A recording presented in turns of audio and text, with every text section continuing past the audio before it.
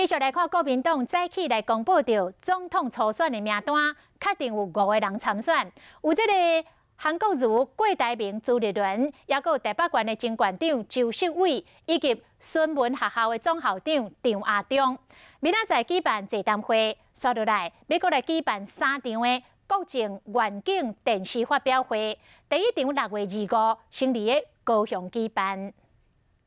国民党副主席詹英元一早公布总统初选的名单，确定5人参选，包括高雄市长韩国瑜、鸿海党市长郭台铭、新北市前市长朱立伦、甲前台北县长周锡伟以及孙文学校总校长张亚中。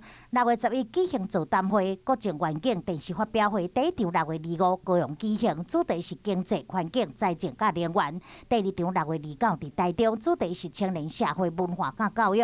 7月初3第3场伫台北，主题是 宪政、外交、两化、甲国安。郭台铭进前提出备案机制，预防最后出线的参选人出状况。被外界解读是暗杀条款。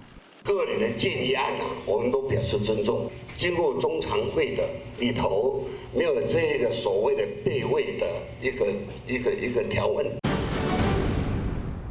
吓了一跳。原来想说他有什么其他建言，结果他就短短几句话。 让我们5位忽然顿时哑口无言，我们非常惊佩跟感动。荒谬的，会让中华民国消失的是民进党。领导时倒并批评赖清德，正并批评蔡英文，甲箭头对外，2020总统初选因小比杂少。